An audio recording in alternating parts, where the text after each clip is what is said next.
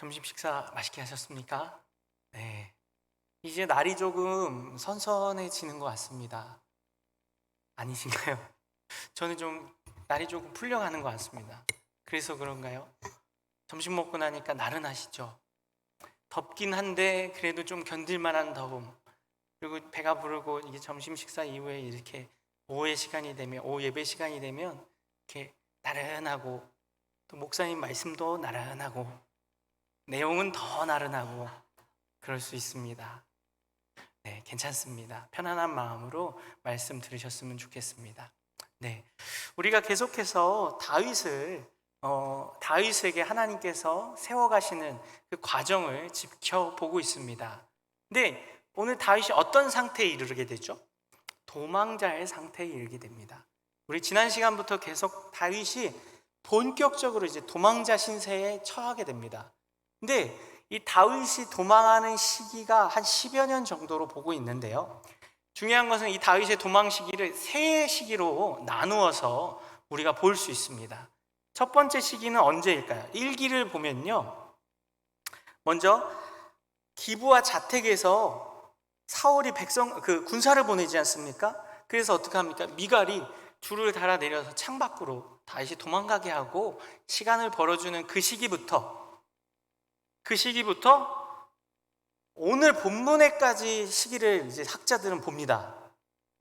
헤레스풀에 이르기까지 모압 왕에게 갔다가 이제 갓 선지자의 말을 듣고 다시 유다로 복귀해서 헤레스풀에 이르는 시기까지를 일기로 보는 학자들이 있습니다. 근데 저는 이 시기를 좀 다르게 보려고 합니다. 조금 이따 말씀을 드릴게요. 그리고 2기의 시기가 바로 아둘람굴, 제가 보는 시기입니다. 학자들은 이 다음의 시기부터 이제 그일라를 구원하는 그일라 성에서부터 시기로 보고 있는데 저는 아둘람굴부터 보아야 된다고 생각을 해요. 그리고 나서 3기는 다윗이 이제 블레셋으로 망명하여서 도피 생활을 하고 사울이 죽기 전까지, 우리 성경으로 따지자면 사무엘상 27장부터 사무엘하 1장까지를 3기 이렇게 볼 수 있다고 생각합니다. 근데 제가 이 사울의 도피기에서 특별히 2기와 3기를 구분하는 데 있어서 1기와 2기를 구분하는 데 있어서 학자들과 좀 다르게 보는 견해가 있습니다. 그것은 뭐냐면요, 학자들은 다윗이 도망을 다니는 시기, 즉 다윗이 사울을 피해서 기브아의 자택에서 도망 나와서 요나단을 만나고 그 다음에 놉당에 가서 제사장을 만나고 그 다음에 블레셋 가드에 가서 가드 왕을 만나서 미친 척을 하고, 그러고 난 다음에 아둘람 굴에 가서 400인의 환난 당한 자들을 만나는 데까지를 일기로 보는데요, 저는 그렇게 보지 않습니다. 그럼 언제로 보느냐? 다윗이 기브아 자택에서 탈출을 한 다음에 가드 왕을 만나고 가드 왕 앞에서 미친 척을 할 때까지를 일기로 봐야 한다고 생각합니다. 그리고 2기가 바로 오늘 본문 아둘람 굴에서부터 그가 2기가 시작되어서 10광야에 이르기까지 22장부터 26장까지 이르는 시기를 2기의 도망기로 봐야 된다고 생각합니다. 그리고 나머지 27장부터 3기. 근데 왜 그러느냐? 학자들은 다윗의 상태, 즉 뭐냐면 도망만 다니는 시기를 1기로 보는 거예요. 기브와 자택에서 가드로 갔다가 아둘람굴에서도 사실은 도망을 다니는 시기지 않습니까? 그리고 모압 왕에게 찾아가서 자기 부모님을 의탁하는 시기, 다 도망만 다닌다 이거예요. 정치적으로 보나 인간적으로 봤을 때 다윗이 무언가를 해내지 못하고 있다라고 보는 것이죠. 무언가를 하지 못하고 있다. 근데 이제 기브아에 이르러서는 어떻습니까? 기브아 성을 구원하고 그 백성들을 도와주게 됩니다. 이때부터는 다윗이 어떤 상태에 이르죠? 본격적으로 무언가 행동으로 옮기는 시기입니다. 근데 저는 그렇게 보지 않는 이유가 뭐냐면 다윗의 영적인 상태를 보아야 한다고 생각합니다. 다윗의 영적인 상태가 어떻습니까? 기브아 자기 집에서 도망 나와서 가드 왕에 이를 때까지는 그가 영적으로 침체기에 빠져 있습니다. 하나님을 찾지도 않고 기도하지도 않고 인간적인 눈으로 자기가 놓여있는 현상이나 현재의 상태, 그것만 봅니다. 그러면서 어떻게 해요? 계속 도망만 다닙니다. 근데 오늘 본문에 이르러서 아둘람 굴에 와서부터는 어떻습니까? 영적인 회복기에 들어갑니다. 영적으로 그가 회복하기 시작해요. 물론 그가 뭔가 큰 변화를 일으킨다든지 개벽할 만한 무언가가 나타나진 않지만요, 이때부터는 어떻게 합니까? 하나님을 찾고 하나님의 말씀에 귀 기울이고, 또 자기 자신만을 보고 자기 자신의 형편만을 생각하는 것이 아니라, 자기 눈앞에 있는 현실만을 둘러보는 것이 아니라 자기를 찾아온 핍박당하고 환난당한 자들까지도 신경을 쓰고 그들을 품고 그들의 우두머리가 됩니다. 그것은 어떤 시기입니까? 어떤 상태입니까? 그가 영적으로 달라지고 있습니다. 회복되고 있습니다. 그렇기 때문에 이 아둘람 굴에서부터 그의 도망길을 새롭게 봐야 된다라고 생각하는 것입니다. 근데 왜 이렇게 다윗의 도망길을 보냐면요, 도망길을 이렇게 구분하고 영적인 상태를 살피면서 보냐면요, 이 다윗이 도망다니는 시기는 단순히 역사적이고 정치적인 그런 이야기가 아닙니다. 그럼 무엇이죠? 우리가 사무엘서를 보면서 하나님께서 무엇을 세워가는 걸 봅니까? 첫 번째는 이스라엘 나라입니다. 이스라엘 나라의 왕정을 세워가고 하나님이 왕으로서 이스라엘을 어떻게 다스리시는지를 보여줍니다. 그리고 이스라엘 백성들이 요구하였던 인간 왕이 세워지게 되는데, 하나님이 그 인간 왕을 어떻게 세워가시는가를 우리가 살피고 있습니다. 그래서 잘못된 왕이고 하나님 말씀을 순종하지 않고 경외하지 않는 왕이었다 할지라도 사울 왕에게서도 하나님이 그 사울 왕을 세워가시는 모습들을 살펴보았습니다. 처음에 하나님께서 사울을 부르시고 그에게 이적을 보여주시면서, 표징을 보여주시면서 내가 너를 왕으로 선택하였다.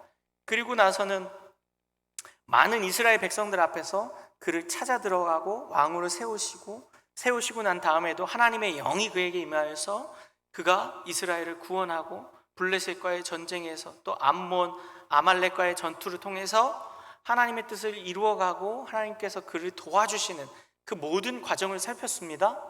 그 과정은 무엇이었습니까? 사울이 잘해서입니까? 사울이 왕다운 모습을 보여서였나요? 아니었습니다. 하나님께서 그를 만들어가고 계셨기 때문에, 왕으로 빚어가고 계셨기 때문에, 그럼에도 불구하고 사울이 그 하나님의 만들어가신 빚어가심에 순종치 아니하고 자기 뜻대로, 자기 마음대로, 욕심대로 하나님 경외함 없이 백성들만 바라보고 자기 자신만을 바라보는 그런 모습이 있었기 때문에 하나님께서 사울 왕을 어떻게 하셨습니까? 버리신 것이었습니다. 그리고 나서 하나님께서 다음 2대 왕으로 선택하고 기름 부은 것이 누구였나요? 다윗 왕입니다. 그 다윗도 사실은 하나님께서 만들어 가시는 것이었다고 우리가 계속해서 다윗이 16장에서부터 기름 부음을 받고 나서부터 계속 살펴보고 있습니다. 사실 다윗은 우리와 같은 성정의 사람입니다. 조금 뭔가 믿음이 더 좋아 보이고 뭔가 하나님 앞에서 더 순결한 것처럼 보이고 용맹한 것처럼 보이지만 결국엔 어떤 모습을 보았습니까? 사울이 그를 죽이려고 압박하자 온 이스라엘이 그를 찾아 헤매고 아무도 그를 도와줄 수 없는 상태에 이르게 되자, 믿었던 친구 요나단마저도 다윗을 도와줄 수 없는 상황에 이르자 다윗이 어떻게 됐나요? 무너지는 것을 보았습니다. 나약해지는 것을 보았습니다. 현실 앞에 매몰되는 다윗을 보았습니다. 그러면서 어땠습니까? 그럼에도 불구하고 그렇게 나약하고 무너지는 다윗을 누가 다시 세우셨습니까? 하나님이 다시 세우셨습니다. 하나님이 그를 다시 조성하시고 만들어 가시는 것을 우리가 살펴보았습니다. 그래서요, 다윗의 이 성장 과정, 도피 과정이지만 동시에 성장해 가는 과정입니다. 그래서 그 다윗이 성장해 가고 도피하는 그 과정을 세밀하게 살피는 것입니다. 세 기수로 나눠서 1기, 2기, 3기 그의 상태가 어떠했는지, 학자들은 그가 정치적인 상태, 인간적인 상태에서 도망만 다니다가 사람들을 규합되고 왕으로서의 어떤 모습을 갖춰가는 그런 외형적인 모습을 보지만 우리는 그의 영적인 상태를 보아야 합니다. 그가 과연 하나님 앞에서 어떤 모습과 상태로 변화되어져 가고 있는가, 그의 내면을 들여다보아야 하고 그의 믿음의 상태를 들여다보아야 합니다. 그리고 더 중요한 것은요, 다윗의 영적인 상태, 내면을 통해서 우리는 무엇을 비추어 봐야 합니까? 우리 자신을 비추어 봐야 합니다. 하나님이 다윗을 성장시키시는 그 과정을 통해서, 모습을 통해서 하나님이 오늘을 살아가는 저와 우리 성도님들에게도 동일하게 일하고 계십니다. 동일하게 우리를 성장시키시고 성숙시키시고 계신다는 것을 우리가 발견할 수 있어야 합니다. 그래서 다윗의 이 신앙의 모습, 또 변화되어져 가는 모습, 도망의 시기이지만 성숙하고 성장해가는 모습을 통해서 우리의 삶에서도 동일하게 일하시고 인도하시고 만들어 가시는 하나님의 역사를 발견하고, 그 하나님의 일하심을 나의 삶과 나의 신앙 속에 적용할 수 있는 그러한 시간이 되어야 하고 말씀이 되어야 할 것입니다. 제가 그래서요, 이 오후의 시간에 사무엘서를 계속 말씀을 나누면서요, 그것을 우리 삶에 어떻게 적용하고 이 다윗을 만들어 가시는 하나님의 일하심을 우리에게는 어떻게 적용할 수 있을까에 대해서 좀 고민을 하고 살피고 있습니다. 오늘은요, 이 다윗이 영적으로 변화되는 시기를 맞게 됩니다. 이전까지는 도망만 다니고 또 살기 위해서 급급한, 어떻게 하면 이 사울의 손에서 벗어날 수 있을까? 그래서 어디까지 갔다고요? 원수에게요. 원수 누구요? 가드, 블레셋에게. 그건 정말 잘못된 선택이에요. 누가 봐도 바보 같은 선택입니다. 그럼에도 불구하고 어떻습니까? 다윗이 지금 그의 영적인 침체가 왔었기 때문에, 그가 하나님께 집중하지 못하고 사울 왕에게 집중하고 자신이 놓여있는 상태에 집중하였기 때문에 그런 잘못된 선택과 잘못된 길을 가게 됩니다. 그러나 다윗은 잘못된 선택을 하였고 잘못된 길을 갔지만 하나님은 어떻게 하셨습니까?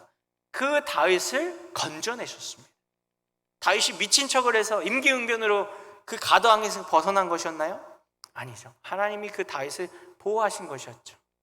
하나님이 그 다윗을 가드왕에게서 건져내 주신 것이었죠. 그러고 나서 이제 어떻게 합니까? 하나님이 다윗을 어디로 인도하십니까? 아둘람 굴로 인도합니다. 이스라엘 백성들에게 굴은 두 가지 의미가 있다고 합니다. 첫 번째는 무덤입니다. 이스라엘 사람들은 사람이 죽으면 어디에 매장하나요? 우리처럼 땅에 묻지 않고요, 굴을 파서 혹은 천연굴에 사람을 안치합니다. 그리고 그 시신이 다 썩고 뼈만 남게 되면 그 뼈를 어떻게 합니까? 추려서 쌓아 놓는다고 합니다. 그래서요, 그 굴 안에는 조상들의 뼈가 계속 이렇게 쌓여 있는 것이에요. 성경에 보면은 누군가 죽고 난 다음에, 아브라함이라든지 이삭이라든지 요셉이 죽고 난 다음에 뭐라고 표현합니까? 조상들에게로 돌아갔다 라는 표현이 있죠. 이것이 바로 그런 의미라고 합니다. 시신의 뼈가 이제 백골이 되면 그 백골을 취해서 조상들의 뼈가 쌓여 있는 곳에 함께 쌓아 놓는 것, 이러한 상태로 돌아가는 것. 근데 그러려면 우리처럼 땅에 매장하면 어떻습니까? 물론 우리도 이제 땅에 매장했다가 수십 년 후에 조상님들의 묘를 이렇게 해서 이렇게 뼈를 추리기는 하지만 이 굴이 있기 때문에, 굴이 있고 굴에 어떻습니까? 돌문을 막아놓기 때문에 가능한 것입니다. 그래서 이스라엘 백성들에게 굴이 주는 상징적 의미는 죽음이고 무덤입니다. 그래서 굴에 누가 갑니까? 산 사람은 가려고 하지 않습니다. 그러다 보니까 굴이 두 번째 주는 의미가 무엇입니까? 피난처입니다. 근데 피난처가 좋은 피난처는 아닌 거예요. 어떤 피난처예요? 말하자면 정말 갈 곳이 없는 사람이 산 사람은 가지 않으려고 하는 곳, 굴로 가는 겁니다. 마지막 피할 것, 피난처. 누군가 나의 원수의 손이 미치지 않고 찾기 어려운 곳, 그것이 어떤 의미입니까? 굴인 거예요. 그래서 그 굴로 이스라엘 백성들이 피난하는 것입니다. 다윗도 지금 어디에 가나요? 아둘람 굴로 가게 됩니다. 다윗이 더 이상 갈 곳이 없고 원수이지만 날 도와줄 거라고 생각했던 가드왕에게 갔는데 가드왕도 날 도와줄 수 없는 형편이고 상태인 거예요. 그러니까 어떻게 합니까? 이스라엘 백성들이 마지막 피난처, 마지막으로 숨을 곳이라고 생각하는 굴로 숨어들게 되는 것이죠. 근데 이 굴로 가면서 자신의 행성지를 어떻게 합니까? 부모님과 형제들에게 알렸던 것 같습니다. 어떻게 알았는지는 알 수 없지만 부모님과 형제들이 다윗을 따라서 아둘람 굴로 같이 옵니다. 근데 왜 올까요? 사울이 다윗을 죽이려고 하지 않습니까? 그럼 자연히 누구도 핍박당할까요? 다윗의 부모님, 형제들, 다윗과 연결이 되어 있는 가족이라든지 다윗과 모든 관계가 있는 사람들이 다 어떻게 됩니까? 핍박을 당하고 감시의 대상이 되는 겁니다. 왜요? 다윗이 부모님 집에 몰래 와서 피난할 수도 있고 형제들 중 누군가의 집에 들어가서 피난할 수도 있으니까 사울이 어떻습니까? 그들을 감시하는 거예요. 감시만 했을까요? 그들을 핍박하고 그들에게 안 좋은 일들을 하니까 다윗의 부모님과 형제들이 어떻습니까? 다윗을 쫓아서 아둘람 굴로 숨어들게 됩니다. 근데 놀라운 사실이 뭡니까? 다윗이 아둘람 굴로 숨어들었다는 사실을 어떻게 알았는지 오늘 2절 말씀을 볼까요? 환난당한 모든 자와 빚진 모든 자와 마음이 원통한 자가 다 그에게로 모였고 어떻게 합니까? 이스라엘 땅 안에서 환난당하고 빚지고 원통한 일을 겪은 자들이 다 다윗에게로 몰려들기 시작한 겁니다. 근데 더 중요한 것은 뭐예요? 다윗이 그들의 뭐가 됐습니까? 우두머리가 됐어요. 우리 지난 시간에 보아서 알지요? 지난 시간 말미에 제가 말씀드렸는데요. 다윗이 지금 어떤 상태였죠? 가드왕 앞에서, 블레셋 가드왕 앞에서 환난당하고 곤궁한 상태였어요. 그가 먹을 게 없어서 어디 가서 누구의 밥을 찾았죠? 처음에 노베 가서 제사장들에게 밥을 구했어요. 근데 줄 떡이 없으니까 어때요? 성전에서 물린 떡, 제사장만 먹어야 되는 떡, 그 떡을 먹었던 상태. 그만큼 다윗이 어떤 상태예요? 곤궁한 상태, 배고픈 상태, 빚진 상태예요. 빚진 상태는 뭐예요? 가진 게 없으니까 빚을 질 수밖에 없는 거잖아요. 또 그가 어때요? 환난당하고 원통해요. 다윗만큼 환난당하고 원통한 자가 없지요. 이러한 모든 환난과 원통함과 궁핍함을 다윗이 겪고 난 다음에 아둘람 굴로 들어가자 기다렸다는 듯이 똑같은 처지에 있는 사람들이 몰려옵니다. 근데 다윗이 그들을 어떻게 합니까? 품습니다. 다윗이 그들을 어떻게 합니까? 그들의 우두머리가 돼요. 아니 지금 다윗은 어떤 상태인데요? 지금 다윗이 제일 궁핍한 상태예요. 제일 환난당하고 제일 위태로운 사람이 누굽니까? 다윗인데 다윗이 지금 제코가 석자라고 자기 앞길을 건사하기도 책임지기도 힘든 상태인데 400명이나 되는 백성들이 찾아왔다고 그들을 품어낼 수 있을까요? 근데 품어냅니다. 왜요?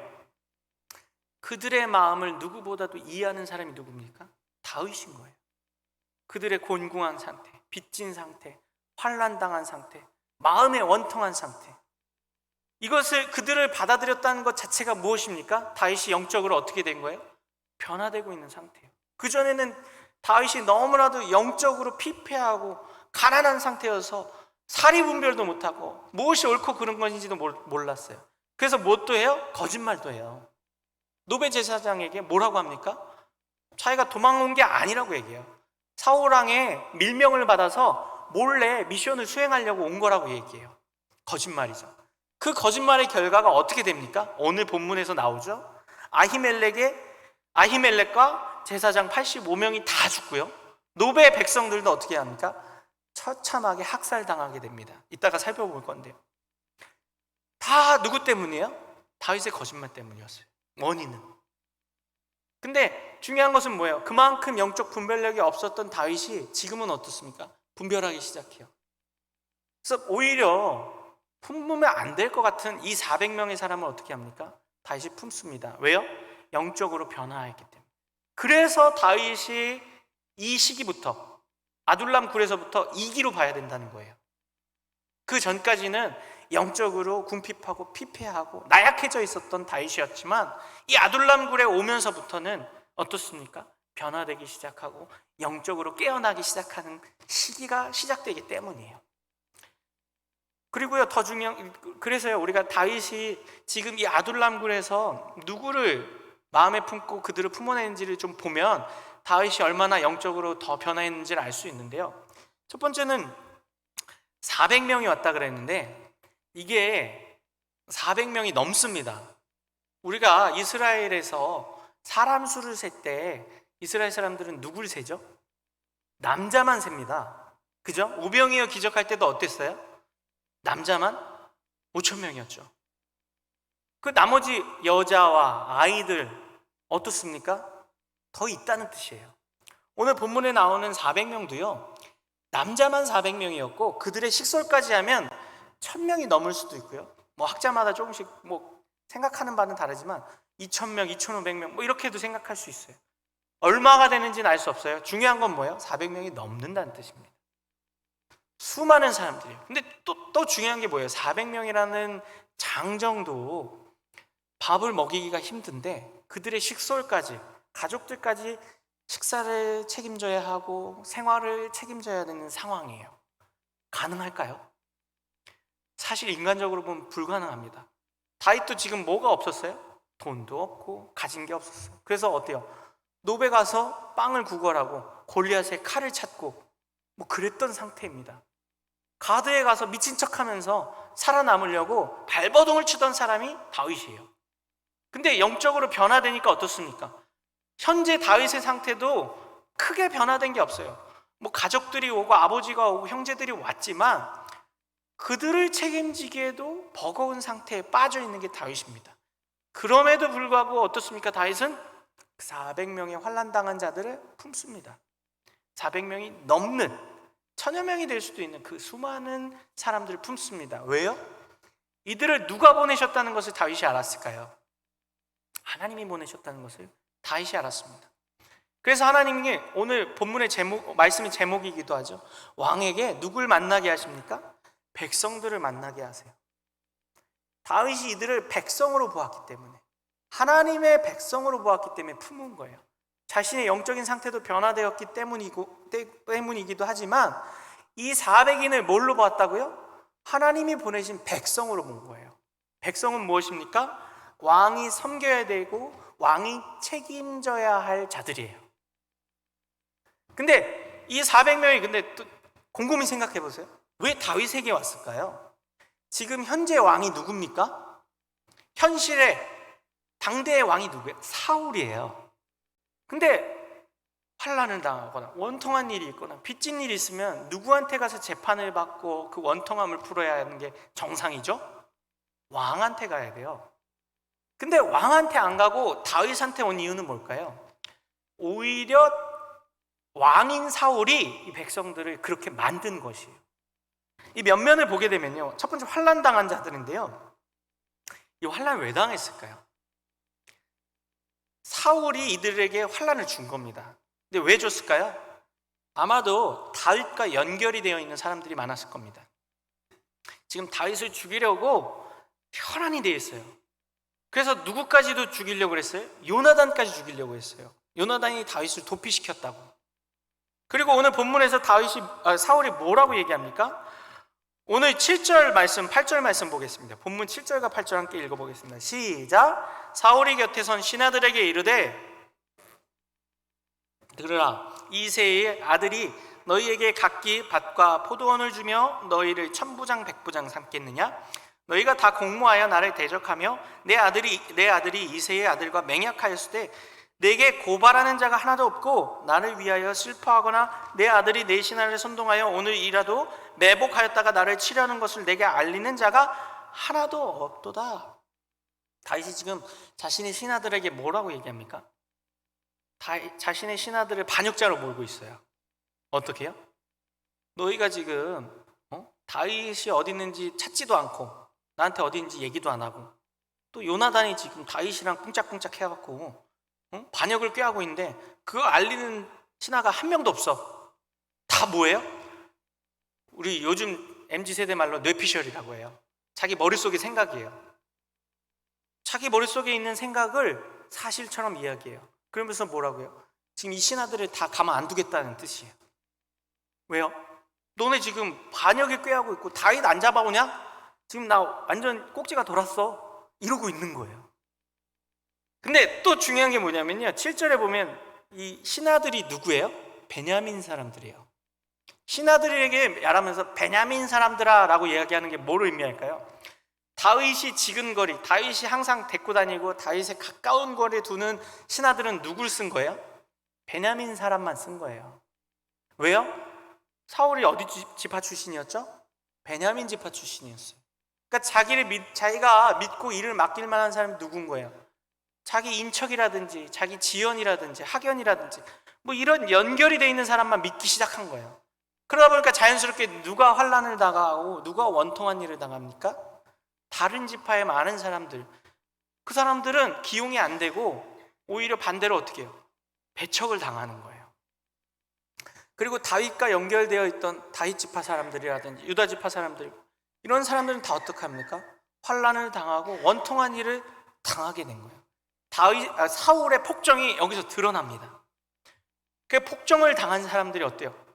더 이상 다윗 왕을 왕으로 섬길 수 없고 사울 왕을 왕으로 섬길 수 없고 사울에게 의탁할 수가 없으니까 지금 도망다니고 있는 누굴 찾아온 거예요?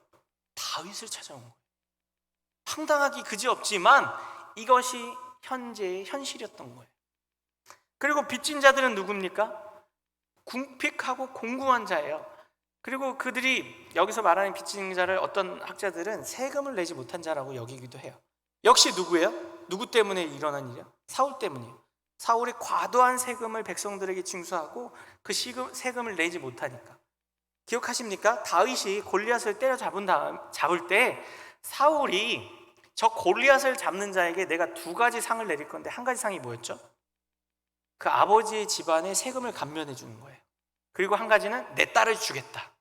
그래서 다윗이 누구랑 결혼합니까? 미갈과 결혼하잖아요. 이 말은 뭐예요? 역으로 생각해 보면 사울이 세금에 대해서 굉장히 신경을 쓰고 있다는 걸 알 수 있어요.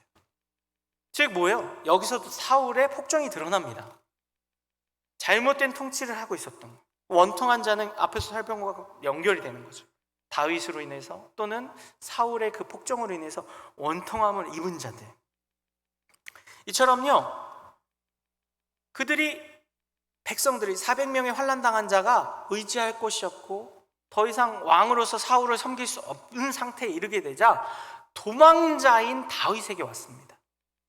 그럼 다윗이 이들을 품는다는 건 어때요? 혹에 혹을 더하는 거예요.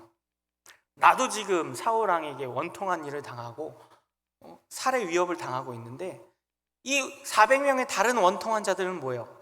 나랑 비슷한 처지이고 혹에 혹을 더하는 거예요. 그럼에도 불구하고 다윗은 어떻습니까? 영적으로 그들을 품습니다. 이것이요, 하나님이 우리에게 가르치시는 또 보내시는 백성들이에요. 오늘 우리가 사는 현실 속에서도요, 우리가 감당이 안 되는 사람들이 있습니다. 감당하고 싶지 않은 사람들이 있어요. 우리가 일단 가정이나 사회에서 보십시오. 회사나 직장 같은 데서 보십시오. 도대체 저 사람을 왜 자꾸 내 주변에 두시는 거야? 회사에서 정말 일 못하고 정말 좀 무능해 보이는 사람을 자꾸 나랑 연결을 시키세요, 하나님이. 그러면서 자꾸 나에게 기대게 만드세요. 이웃도 있죠. 우리 동네에서 이렇게 동네 분들과 이렇게 친분을 쌓고 지인으로 쌓는데 어떤 분들은 참 부담되는 분이 있어요. 저 집안은 참 경제적으로도 어렵고 그 사람도 마음이 피폐한데 자꾸 나한테 전화해요. 밥이라도 같이 먹재요. 어때요? 그런 마음이 답답해요. 이 사람은 좀 그냥 동네 사람으로 알고 싶고 이웃으로 그냥 알고 싶지 더 가깝게 지내고 싶지 않은데, 심지어는 어떻습니까? 그 사람을 전도 대상으로 마음에 품게 하세요. 자꾸 머릿속에 자꾸 생각나.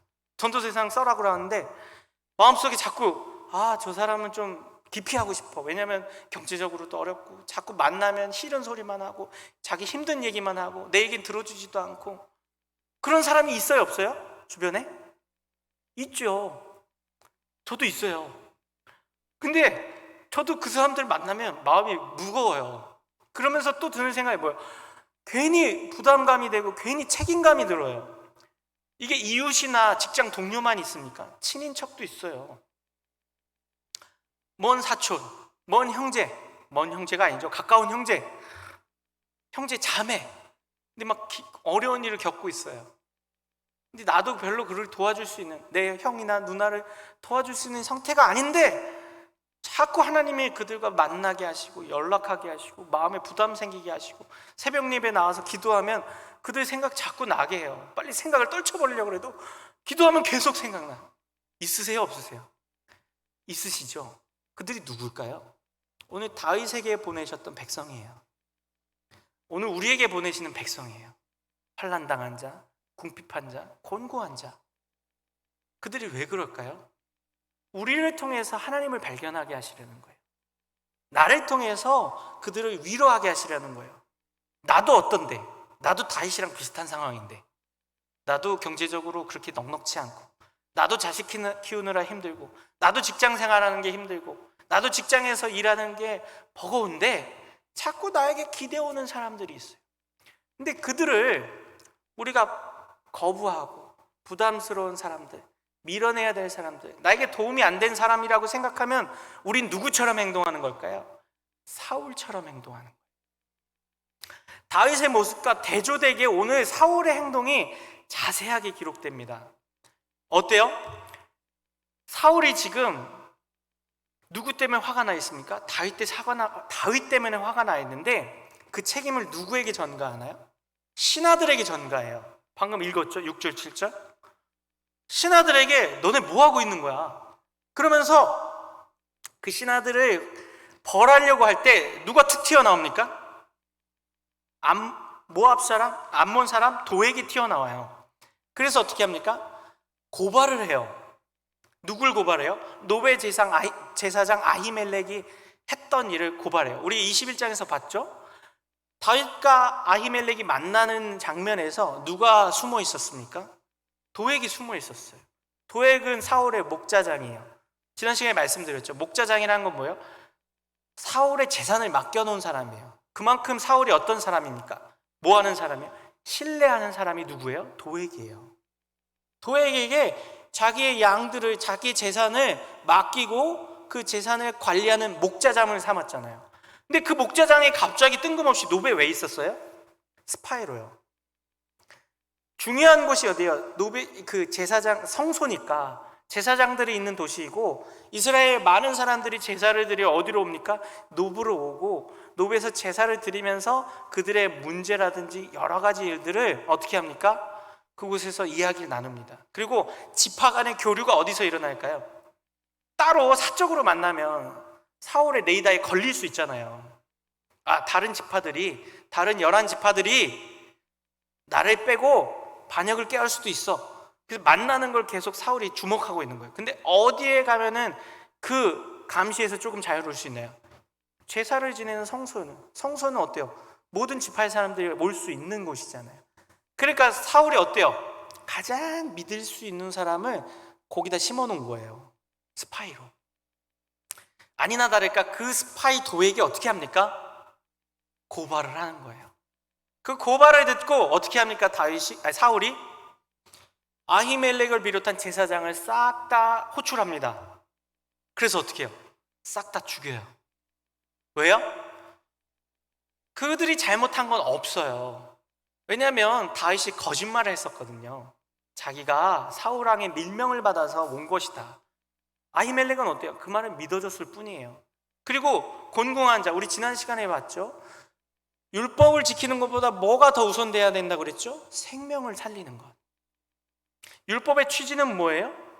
생명을 살리는 데 취지가 있어요. 그래서 안식일의 주인은 누구예요? 인자예요. 안식일이 사람을 위해서 있는 거라고 그랬죠. 예수님도 그렇게 증언하셨고 21장의 사건을 예수님도 말씀해 주셨어요. 그만큼 아히멜렉이 한 행동은 잘못된 행동이 아니에요. 율법의 정신을 오히려 살린 행동이에요. 그러면서 어떻게 합니까? 아히멜렉이? 난 잘못한 거 없습니다.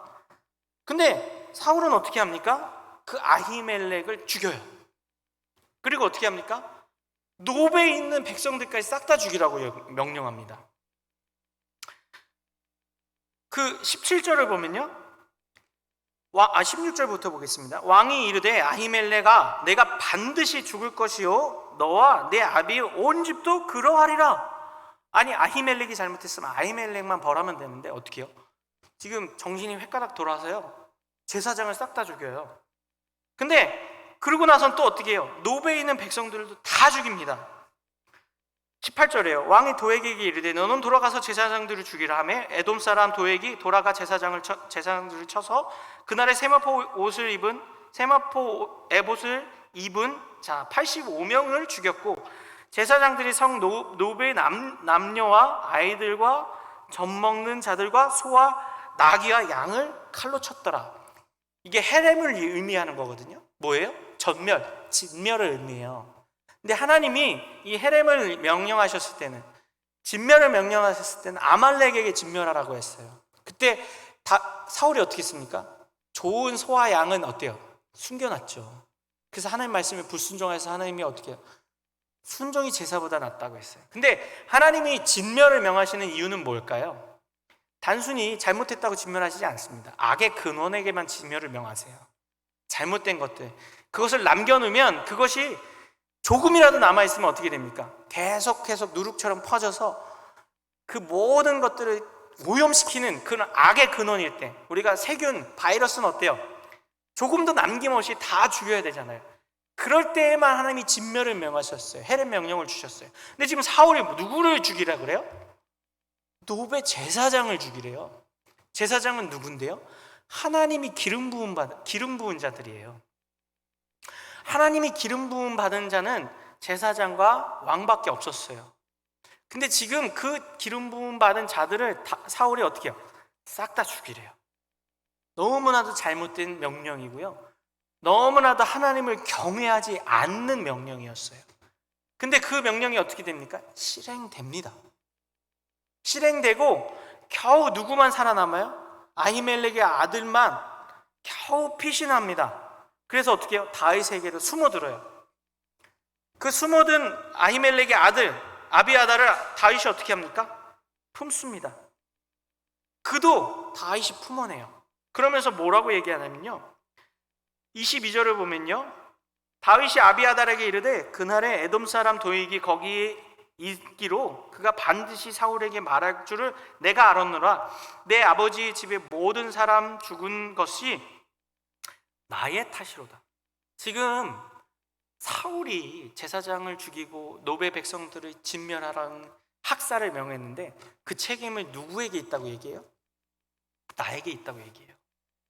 사실 진짜 책임은 다윗에게 있는 걸까요? 아니죠. 사울이 잘못한 거예요. 사울이 하나님을 경외하지도 않고 하나님이 기름 부음 받은 자를 자기 멋대로 죽여요. 다윗은요, 하나님을 경외하였기 때문에 이후로도 어떻게 합니까? 기름 부음 받은 자를 절대 죽이지 않습니다. 24장에서요, 엔디게 광야에서 다윗이 사울을 죽일 수 있는 절호의 기회가 있었어요. 첫 번째 기회가. 그때 다윗이 뭐라고 말하는 줄 아십니까? 사무엘상 24장 6절에요. 자기 사람들에게 이르되 내가 손을 들어 여호와의 기름 부음 받은 내 주를 치는 것은 여호와께서 금하신 것이니 그는 여호와의 기름 부음을 받은 자가 됨이니라 하고 하면서 사울을 죽이지 않아요. 이유는 한 가지예요. 사울이 뭐 했기 때문에? 기름 부음 받았기 때문에. 그건 뭐예요? 사울을 정말 사랑해서가 아니라 누굴 사랑해서 안 죽인 거예요? 하나님을 사랑해서, 하나님을 경외해서. 그리고 아히멜렉의 아들 아비아다를 품은 이유는 뭐예요? 그를 백성으로 여겼기 때문에. 그리고 그에게 일어난 그 학살의 일을 누구의 책임으로 생각해요? 내 책임으로 생각해요. 하나님이 다윗에게 백성들을 보내시면서 바로 이러한 것들을 가르치시는 거예요. 핍박당하는 자, 곤궁한 자, 환난당하는 사람들이 누구라고요? 우리가 품어야 될 사람들, 다윗이 품어야 될 사람들. 그리고 그들에게 일어난 일이 결국은 뭐라는 거예요? 내 책임이라는 거예요.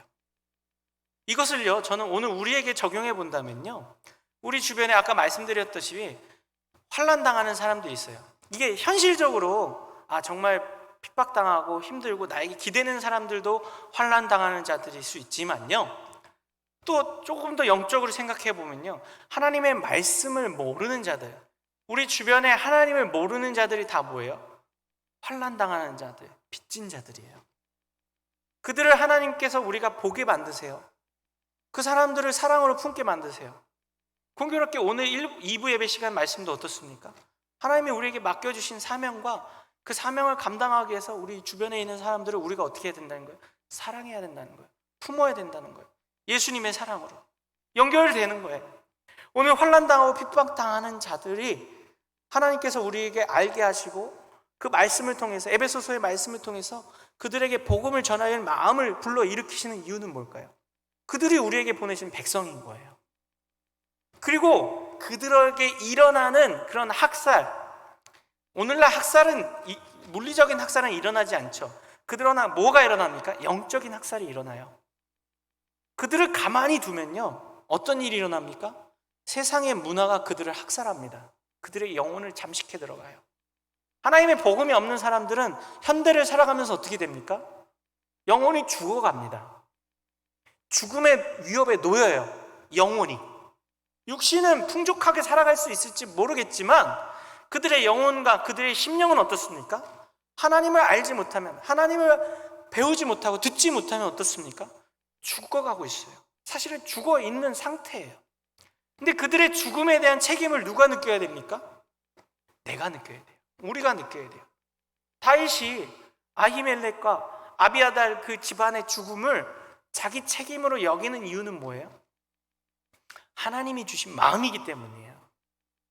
그들에게 내가 거짓말을 했지. 물론 거짓말을 했어요. 근데 거짓말한 것 때문에, 그리고 다윗을 도와준 것 때문에 죽어야 한다? 그거는 다윗 책임이 사실은 아닙니다. 그럼에도 불구하고 다윗은 어때요? 내 책임으로 여겨요. 그러면서 어떻게 해요? 책임을 다하려고 해요. 그 아비아달을 품어내요. 그 아비아달을 끝까지 함께 갑니다. 우리에게도 마찬가지예요. 하나님이 이 세상의 사람들, 혹은 내 직장이나 내 친인척이나 이웃들, 환난당하고 힘들어하고 고난당하는 사람들, 자꾸 나에게 기대려고 하는 사람들, 그들을 주신 것도 그들이 하나님이 나에게 보내신 백성이기 때문이고요, 그들에게 일어난 일을 돕지 않는 것도 나의 책임인 거예요. 우리의 책임인 거예요. 하나님은요, 우리가 그들을 돕기 원하세요. 물질적으로 못 도울 수도 있습니다. 오늘 원로 목사님 말씀처럼 1, 2만 원 없어서 못 줄 수도 있어요. 근데 우리는 무엇을 줄 수 있습니까?